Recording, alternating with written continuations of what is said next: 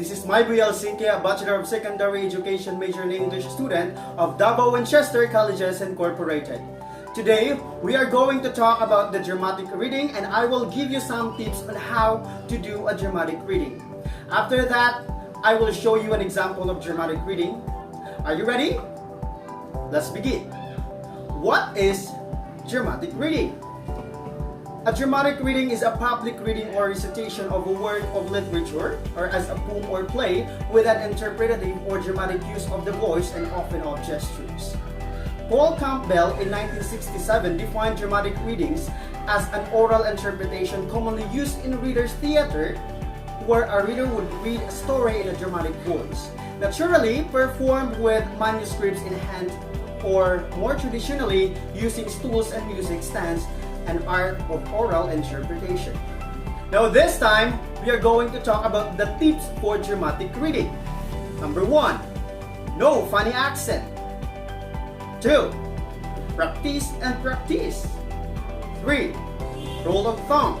If this is a handheld microphone, keep the microphone an average distance from your mouth equal to the length of thumb resting to your chin. 4, wear glasses if you need them. 5, assure privacy. 6, print the material in a big and clear font. 7, keep a glass of water handy. 8, know the material.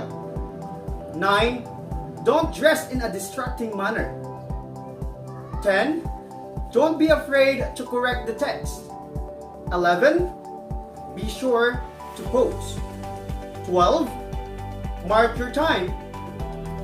13, choose your material wisely. 14, give a short introduction to the story and the author before beginning to read. 15, if you elect to hold the book while reading, cradle it in one hand and use other for gesture. 16, the bigger the audience is, the bigger your gestures will need to be. You will also need to read more slowly. Now this time, let's talk about the author of the literature that we are going to use in dramatic reading.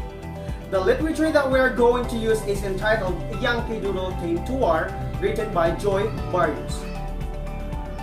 Joy Barrios, known as Maria Josephine Barrios Leblanc, teaches Filipino and Philippine literature at the Department of South and Southeast Asian Studies and the Asian American program of the University of California, Berkeley. She has a Doctor of Philosophy in Filipino and Philippine Literature from the University of the Philippines and has served as Associate Professor and Associate Dean of the University of the Philippines College of Arts and Letters. She is also the author, editor of more than a dozen books. Yunkee Doodle keeps telling us about the Filipinos' hardship during the American regime. So it's all about every Filipino's triumphant battle for liberty, and it serves as an inspiration to each and every one right now. Now, I will show you an example of dramatic reading. Here we go. Yunkee Doodle Came to War by Joy Barrios. I am a Filipino, and in my country, there are 3,000 American soldiers. This is my song of satire, my lament, my call to action. Yunkee Doodle came to town riding on a pony, killed and maimed and tortured us and called it a democracy? America, America, how easily you forget America.